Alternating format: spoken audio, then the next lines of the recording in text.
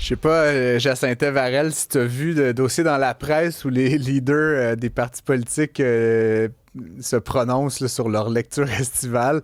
La biographie de Champlain, La mariée de Corail, Rue Duplessis, L'évêque Trudeau de Jean-François Lisée, c'est les titres qui sont proposés là, par les différents chefs de partis politiques que sont M. Legault, Ruba Gazal, évidemment Pierre Saint-Paul Plamondon et Pablo Rodriguez. Et Éric Duhem, lui, il va lire Start le barbecue. Je trouvais ça comme... C'était comme... Évidemment, il y a d'autres titres après, mais ça me faisait beaucoup rire et je voulais te partager mon rire, Jacinthe, cet après-midi.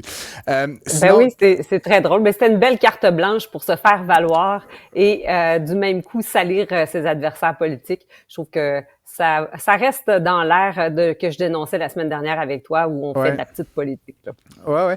Je trouvais ça, en fait, je voulais pas te parler de ça trop longuement, mais je trouvais ça intéressant que, tu sais, évidemment, il y a personne qui vérifie s'ils ont effectivement lu ces livres-là pendant l'été. Et je me dis, il y a clairement quelqu'un, genre un stratège, un relationniste derrière qui est comme, quel message est-ce qu'on peut envoyer à travers notre liste de lecture? Ah, moi, je lis la biographie de Champlain, là, c'est comme, ouais, ok, calme-toi avec ton été, là, tu regardes une reprise de Dexter, là, ça va. Oui. Enfin, je m'arrête là. Bon, Québec a imposé une amende à Nordvolt, une amende qui, pour toi et moi, serait salée, mais qui, pour une entreprise milliardaire suédoise, sonne un peu comme une blague, non?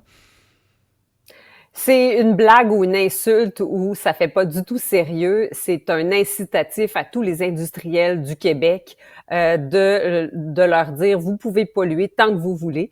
C'est aussi un signal que la fonderie Horn à Rouyn-Noranda reçoit aussi. Si on pollue au Québec, on a une pénalité symbolique qui ne veut rien dire, qui ne mine en rien le cours de nos actions à la bourse si on est coté en bourse, qui mine en rien nos profits. 10 000 $, c'est rire des contribuables, c'est rire de l'entreprise. C'est aussi amener la pollution, c'est aussi amener l'environnement à un enjeu complètement ridicule. Et à l'époque où on a troqué les pailles de plastique pour des stupide paille en carton indigeste, eh ben de taxer la pollution comme ça de manière purement symbolique avec 10 000 $ à Nordvolt qui a dans ses travaux de construction et de réfection de terrain a permis le déversement là de substances toxiques dans la rivière Richelieu et éventuellement dans le fleuve. Et je vous rappelle qu'on s'approvisionne en eau potable à plusieurs endroits au Québec, dans nos rivières et dans notre fleuve.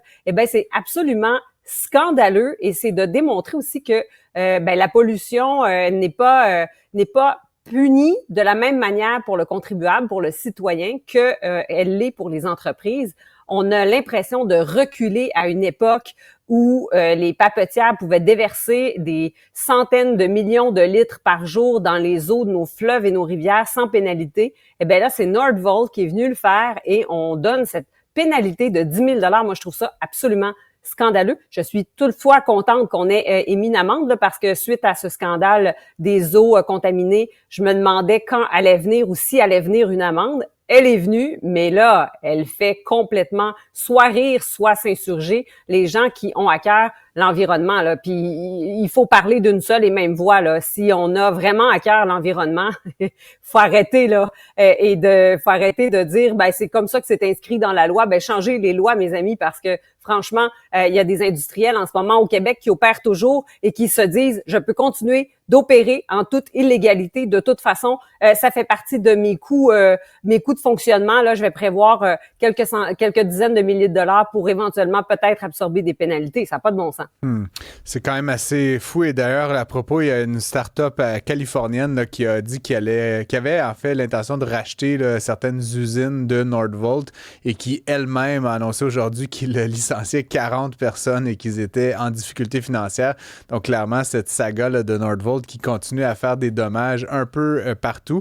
D'ailleurs, j'ai trouvé ça drôle. Je sais pas si tu as vu ça sur TVA Nouvelles. Là, c'était juste en fin d'article, mais apparemment, le gouvernement du Québec qui détenait une créance là, garantie là, contre le terrain notamment, là, qui avait été racheté à Luc Poirier et ses associés pour 240 millions de dollars. Là.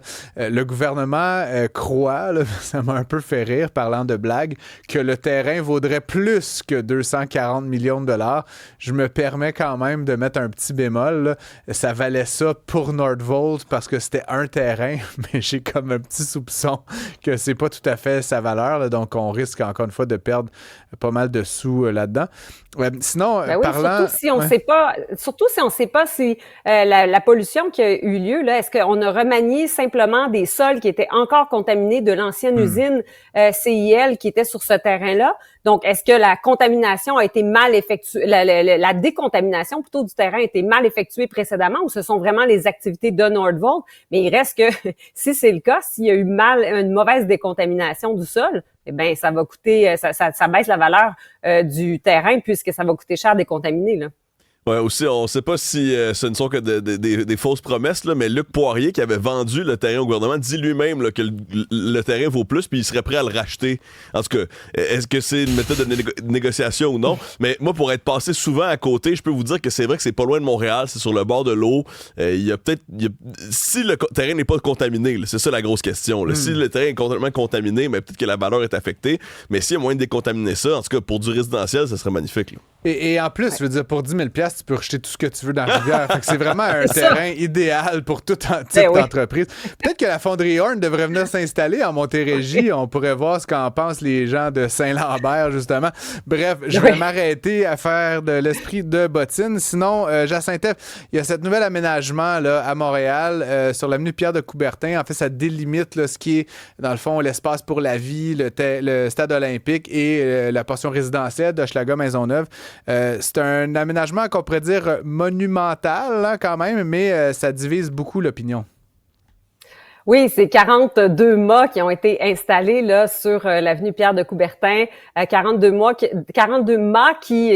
poteaux finalement qui ont la hauteur d'un édifice de 6 ou 7 étages là, pour qu'on puisse bien se représenter et qui sont surplombés d'une lumière sur le dessus de ces poteaux pour permettre d'identifier cette avenue à partir du Mont-Royal.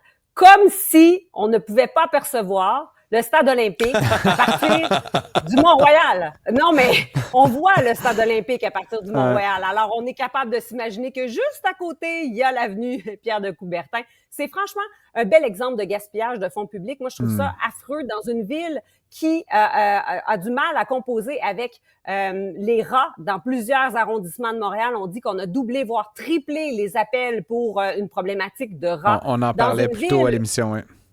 Oui, dans une ville où il y a des humains qui dorment sous des feuilles de plastique, là, des tentes ou des feuilles de plastique sur la rue Notre-Dame. On a une problématique de gens qui dorment dans la rue. On a des problématiques de sans-abri, des problématiques de consommation dans les rues, des problématiques de sécurité publique. Bref, les infrastructures souterraines de Montréal aussi sont à refaire dans plusieurs secteurs. Ça coûte une fortune. Donc, on n'est pas au-dessus de nos affaires, mais on se dote d'une espèce d'infrastructure complètement abjecte. Il y a une bonne partie des citoyens qui ne trouvent pas ça beau, ça n'est pas très beau. L'utilité, on peut en discuter, là, d'identifier à partir du Mont-Royal une avenue qu'on sait juste à côté du stade olympique, déjà très bien éclairée. Qu'est-ce qu'on veut faire exactement par ça? Je comprends et ça m'est cher là, de rendre nos villes très belle. L'esthétique, la beauté, c'est très important. C'est important pour le tourisme, c'est important pour notre fierté, c'est important pour la qualité de vie, bien sûr. Mais quand on dépense près de 800 000 $ pour des simples poteaux qui ont une envergure particulière parce qu'ils sont hauts, mais rien de plus, ça laisse vraiment à réfléchir. Et il y a un architecte employé de la ville de Montréal qui a travaillé sur ce dossier-là. Alors, même si on dit qu'il y a 800 000 $ d'investis dans ces poteaux, il y a des employés de la ville qui ont été payés. Alors, le 800 000 exclut le salaire des gens qui ont travaillé là-dessus et on dit que c'est un projet qui date de 2014. Alors, ça a pris 11 ans à mettre ça sur pied. Cette horreur-là, cette inutilité-là, je trouve que c'est une belle démonstration qu'à la ville de Montréal, on n'a pas un problème d'argent, on a un problème de gestion d'argent. Très bien dit, Jacinthe Harel. Merci à toi. On se retrouve demain, même place, même heure. Merci, à demain.